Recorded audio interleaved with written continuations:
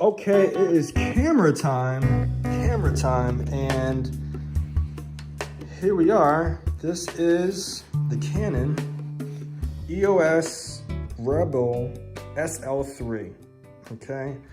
And this is my first DSL. From what I understand and the research that I've done, as you can see, I have two lenses in the background. I'll be talking about those in a little bit, but it looks like DSL is actually kind of on its way out. Mirrorless is gaining popularity, and I'm not going to try to really give you any kind of breakdown about camera specifics because I am a newbie in this space, but I do know that the reason why they call it DSL has to do with there actually being a mirror inside the camera, and every time you push the shutter, the mechanism inside moves. Hence why its competition nowadays is called the mirrorless, which is all basically done electronically. So this is kind of like a little bit old school, but the reason why I got it is because it's still, well, first of all, it's still really widely used, and maybe people that are photographers will leave comments it's a debate, okay? So not saying that this is old yet, but maybe 5 years from now, I think it looks like the trend is going in the direction that everything is mirrorless. However, I personally feel like for the money that I was willing to spend, I spent about $1,000 on this camera and this lens. This lens came with the camera, okay? So I don't know how that breaks down. I guess the camera was like 600 and then the other lens was 400, something like that. But I felt like I would get the best quality for the price buying a DSL.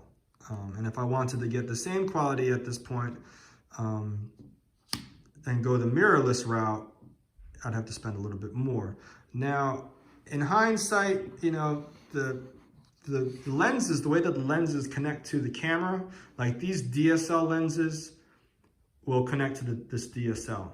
You can't connect this DSL lens to a mirrorless camera unless you buy an adapter. And I don't know if there's a loss of quality with the adapters. So that's kind of like one of the weird things about this changeover is a lot of photographers that have been in the game for a long time with a DSL have a huge variety of different lenses that they shoot with.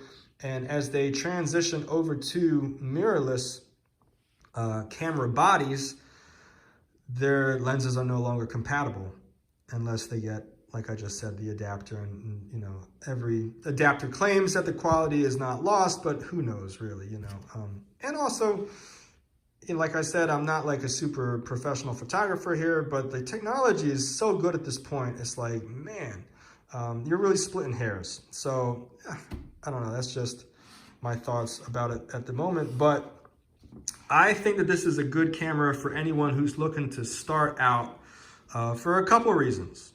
First of all, I'll tell you what was important to me. First of all, I wanted it to shoot real estate, which is why I got a special lens. And I wanted the pictures to look as good as possible, but I also wanted to be able to use this for video as well. Now, I've had this for a couple months and I've used it. Let me see, can I do this with one hand? There you go. I wanted to use it with video and have this screen be able to swivel. Let me turn it on so that you can really see what's going on.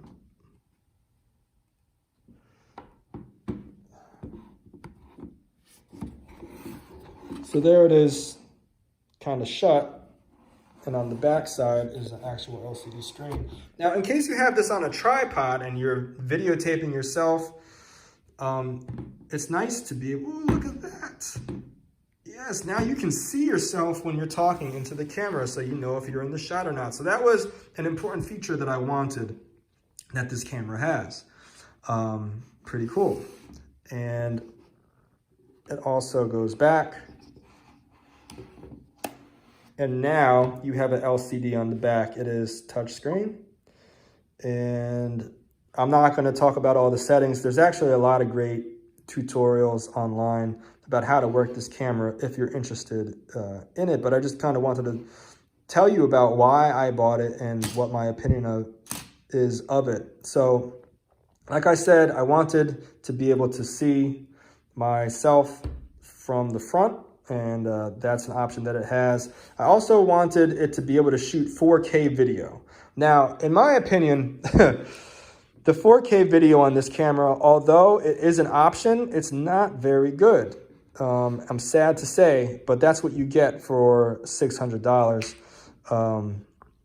when this is primarily meant to be to shoot pictures, and then they kind of just throw on the video version and, oh yeah, it's in 4K, but it's choppy. It's choppy. If your subject is moving, or if you're moving the camera and you're kind of like, you know, it's going to be jagged. Even with the smoothing, there's like a smoothing option. It wasn't smooth. It's not smooth. And it also crops, meaning that when you're in 4K, I don't know if I can even demonstrate this, but okay, so when I don't have a lens on, I've never actually tried to do it without a lens. Here, this is the lens. This is a 10mm lens. I don't want to talk about the lens yet, but so that's the shot. It's pretty wide, as you can see. And as soon as you go to movie mode, well, you can't really see, but the reason why is because I don't have it in 4K. Because I don't actually want to shoot in 4K, because I actually think that shooting in 1080 is a better result than shooting in 4K on this camera. So, you know, in hindsight, you know, I wanted to get a camera that would have 4K, but it's not good enough.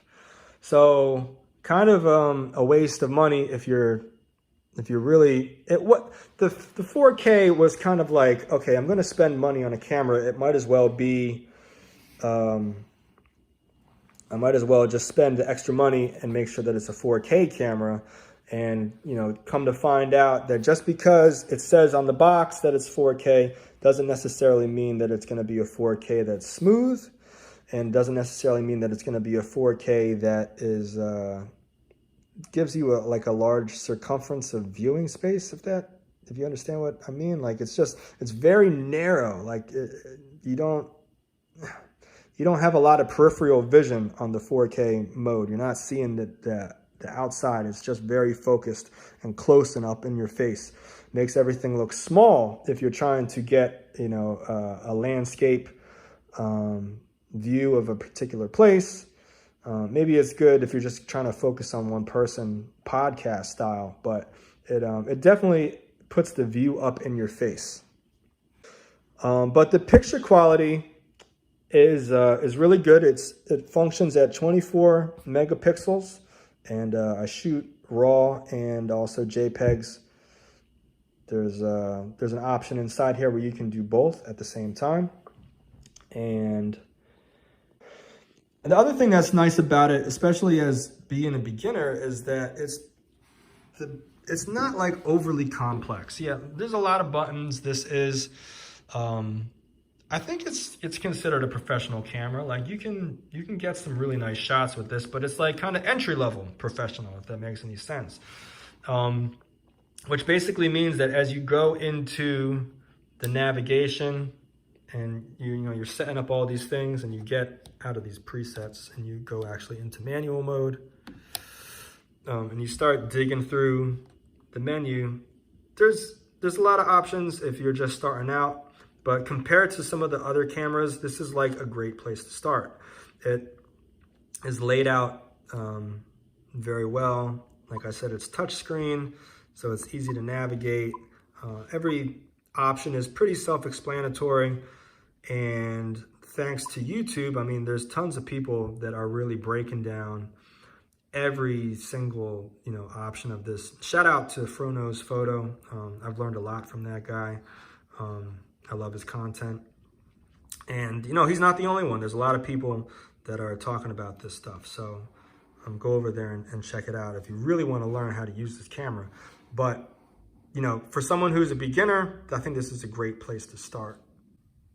So that's basically all that I want to say about the body.